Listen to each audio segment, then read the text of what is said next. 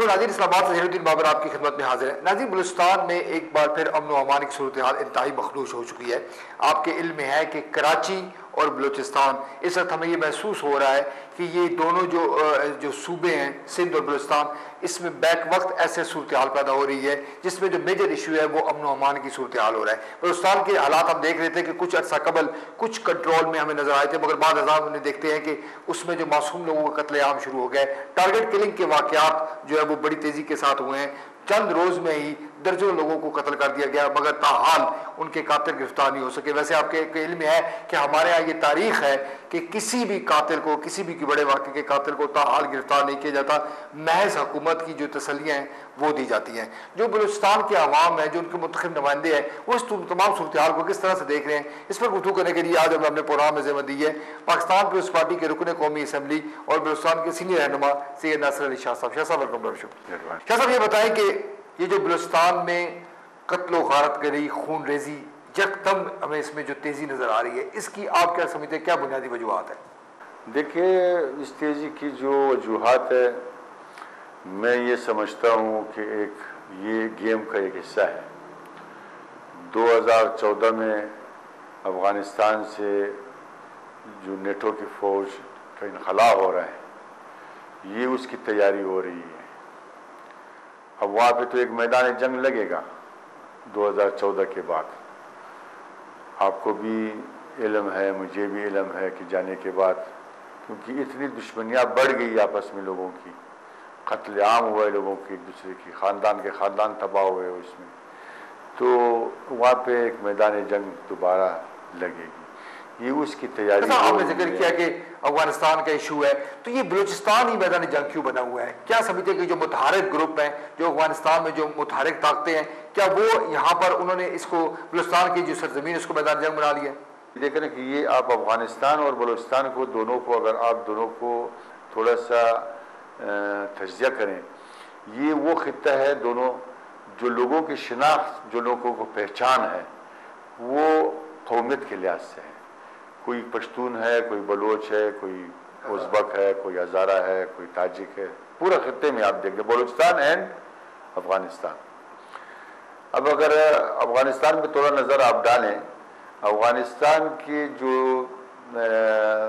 शनाख्त थी लोगों की, वो उन्होंने कन्वर्ट कर दी मजहबी रुझानात, मतलब इंतहा पसंद मजहबी रुझान। आपकी बात ये दुरुस्त है कि जो कबायली निज़ाम था वो बलूचिस्तान में आहिस्ता आहिस्ता जो है वो ख़त्म होता जा रहा है, या उसकी वो अहमियत नहीं रही। मगर हम ये देख रहे हैं कि अफगानिस्तान में अपनी पूरी भरपूर आबोताब के साथ ताहाल में मौजूद है। वहाँ पर कबायली निज़ाम था, जो कबाइल के सरबराह थे या वो जो लीडरशिप थी उसको कन्वर्ट की गई इसमें मजहबी इंतहापसंदी में। सेम वही गेम जो है ना वो बलूचिस्तान में हो रहा है। बलूचिस्तान के जो असल स्टेक होल्डर्स हैं, मैं हमेशा असल स्टेक होल्डर्स की बात करता हूँ, जो वाकई वो स्टेक होल्डर्स हैं वहाँ के, और जो रोशन फिक्र है और हकीकी लीडरशिप उनके पास है, इसको कन्वर्ट की जा रही है, मजहबी इंतहा पसंद लोगों के हाथ दी जा रही है। क्यों? कि उनसे फिर वो काम भी ले सकेंगे, उनसे आप उसको यूज़ भी कर सकें, जिस तरह आपने अफ़गानिस्तान में यूज़ की 78 की आप तारीख उठाकर आप देख लें। तो ये जो भी हो रहा है, ये नफरत ईजाद की जा रही है अक़वाम के दरमियान, यानी जो टारगेट किलिंग या जो ये बम ब्लास्ट हो रहा है, तो उस तासुर ये दी जा रही है कि बलोच है इसमें। हालांकि हो सकता है कुछ बलोच हो उसमें, मैं नहीं कहता हूँ। हिंदुस्तान में जो ऐसी हरकतें की जाती हैं वो तादाद में कंपैरेटिवली वो कम है। नहीं, मगर बात ये कि ज़्यादातर आप देखें ना, बलोच के आप उस एक दो बलोच उसमें हो किसी क्या नहीं, मगर तासुर ये दी जा रही है। अब ये इससे नफरत बढ़ेगी अक़वाम में, और कोशिश ये की जा रही है कि कोयटा में एक फिरकवारियत की फिजा पैदा हो वहाँ पे, जबकि 100-150 साल से अब इकट्ठे रह रहे हैं। हमने आज तक वहाँ पर कोई फिरकवाराना फिसादात कोयटा शहर में आज तक रूनमा नहीं हुआ है, अल्लाह का फजल से न है। हमारे दरमियान अच्छा अंडरस्टैंडिंग है, जो भी अक़वाम वहाँ पर रहते हैं अच्छा अंडरस्टैंडिंग है, की जा रही है, कोशिश की जा रही है। और दूसरी बात यह कि हज़ारा और बलोच के दरमियान भी नफरत ईजाद करें। डिवाइड एंड रूल जिस तरह आप कहते हैं।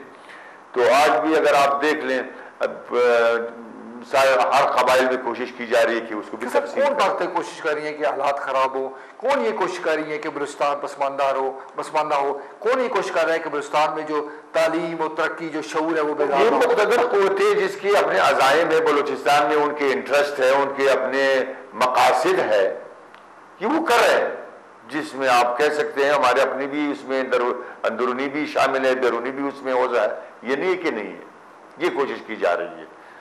अब इसलिए इसमें तेजी भी आई है। आप देखें कि एक दिन में यानी 24 घंटे में 20 बंदे मारे। एक ब्लास्ट बस्तुंग में हुआ, एक सरियाब रोड पे 8 बंदों को मार दी, जायरीन जा रहे थे ईरान बस पे। तो आप देख रहे हैं कि इवन बस के लोग जो ट्रांसपोर्टर है वो इसको नहीं रोक सकते हैं, इसकी मजम्मत वो नहीं, उसको चाहिए कि मजम्मत तो करे। उनके अपने मुसाफिर है, मुसाफिर आप टिकट लेता है, आपके साथ सफर करता है या तफ्तान तक या जहां तक जाता है, आप जिम्मेदार है उसकी, आप क्यों नहीं करते हो इसको? क्यों इसको नहीं करते? ट्रांसपोर्टर जो अपना मुकदमा पेश नहीं करते, ट्रांसपोर्टर गवाही नहीं देते, खौफ की वजह से वो गवाही नहीं दे रहे। देखो दूसरी अभी जो दूसरा स्पिनी रोड पे हुआ, अब स्पिनी रोड में आप अंदाजा करें कि चेक पोस्ट यानी एफसी की चेक पोस्ट 40 गज फासले पे हुआ है, और जब उन्होंने फायरिंग की टीटी से हो या क्लाशनकोव से हो, मतलब उसको तो 10 मिनट तो लगी होगी ना। अब 10 मिनट में वहां से नहीं पहुंचे अपने एफसी वाले गिरफ्तार करने इनको, कि क्या माजरा है। हमारे एफसी अगर चीचन के कोई रहते लोग आ जाते हैं उसको तो मारते हैं, उसके लिए तो बड़े शेर है। अब यहां पे लोगों के कत्ले आम हो रही है, सुजुकी वालों की, गरीबों की, कोई रोकने वाला नहीं है, कोई गिरफ्तार करने वाला नहीं। ये कौन लोग है भाई?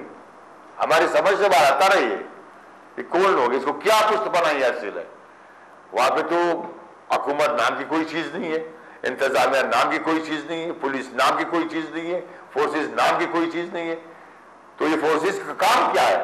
मुझे आप बताया कि ये तनख्वाह लेते हैं, ये मुराद लेते हैं, ये है किस लिए?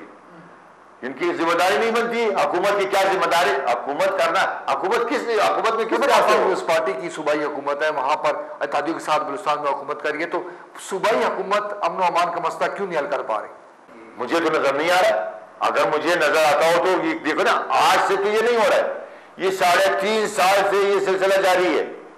3.5 साल हुआ है सिलसिला जारी है। अगर 3.5 साल में कम से कम 400 लोग 450 लोग मारे गए, और ये भी मैं आपके इस चैनल से बताऊं, जो ये लोग मारे जा रहे हैं ये लोग हमारे पाकिस्तान पीपल्स पार्टी के लोग हैं। मुझे वोट दिए लोगों ने, गोलगेज को वोट दिए, सरदार उमर गोलगेज को वोट दिए। आप पूछे उससे, इन्होंने तो वोट दिए। पाकिस्तान हमने किसको वोट दिया? हमने प्राइम मिनिस्टर को वोट दिए, हम इसी गवर्नमेंट को वोट दिए।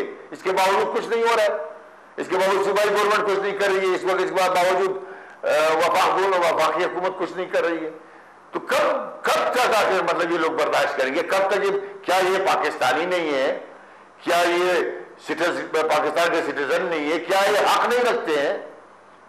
आखिर क्यों? हम ये देखते हैं कि बलूचिस्तान से ताल्लुक रखने वाले जो कौमी असम्बली के जो अरकान है, जो सेनेट के अरकान है, वो भरपूर अंदाज में बलूचिस्तान का मुकदमा पेश नहीं करते। आप क्या समझते हैं इसकी क्या बुनियादी वजूहत है? हम थक गए। अभी तुम्हारा स्पीच नहीं आया, शायद आज आ जाए, मैं बात करूं इस पे। तो कह के मैं थक गया हूं। आप यकीन करें कि दिल नहीं चाहता है बोलने को, क्योंकि मुझे पता है कुछ भी नहीं होगा, कोई एक्शन नहीं होगा, कुछ नहीं लेगा, कोई एक्शन ही नहीं होगा। 3.5 साल हुआ है बाबर साहब इस बात को, वो हर फोरम पे इस बात को मैंने उठाई, असेंबली में उठाई, वॉकआउट की मैंने पिछले साल 2010 अप्रैल वॉकआउट की इस मसले पे। प्राइम मिनिस्टर ने खुद मुझे टेलीफोन किया कि आप ये खत्म करें, ये मसले को हम बैठ के हल कर लेंगे। आज तक नहीं बैठा इस मसले पे मेरे साथ, बल्कि उसी 2000 अप्रैल को मैं 13 अप्रैल को कोयटा गया, मेरे ऊपर सुसाइड अटैक हुआ जिससे मेरा 28 साल बेटा जख्मी है।